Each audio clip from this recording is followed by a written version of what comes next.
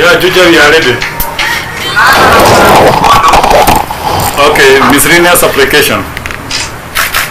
Yes. Yeah, tuko tayari.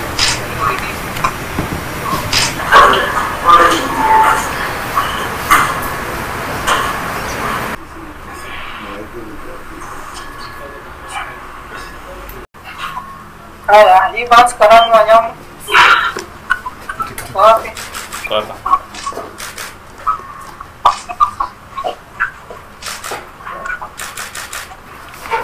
Hii basi unaelewa Kiingereza? Hello. Wapi huyu Sergeant Dreyras? Sergeant Dreyras? I'm present, Your Honor. Yes, you can swear yourself. You elezee vitu unataka.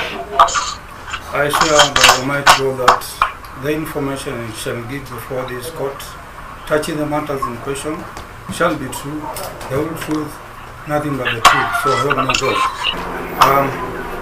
I wanted to apply for custodial orders for the accused person to be remanded at the Juja police station for the next 14 days so that I may finalize my investigations, which are about a murder which was committed on the night of 13th and 14th April this year,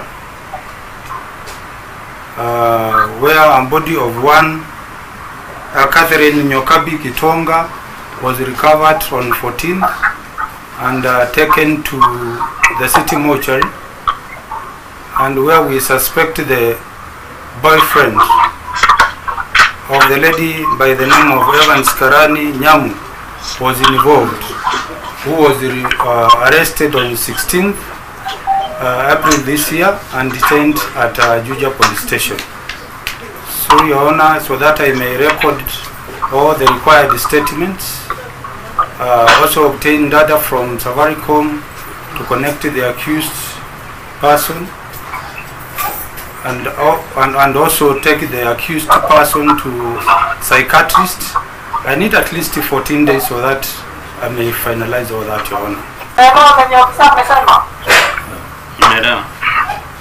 Any objection? Any objection to that request by officer? Yes, I'm asking whether you can give me the ruling so that I can start my nini. Kifungo mapema. You see, I'm not here to get a ruling. That's why I'm asking you. I want you to respond so that I can get a ruling. Umeona usiakusumeka next week tena. Anaomba siku 14 ukae Juja police station yaweze kumaliza uchunguzi wake. Wewe unataka kusema nini kuhusu hilo ombi lake? Asante, ngoja. I'll wait until the time is saying. Tutataja kesi tarehe 3 mwezi wa 5.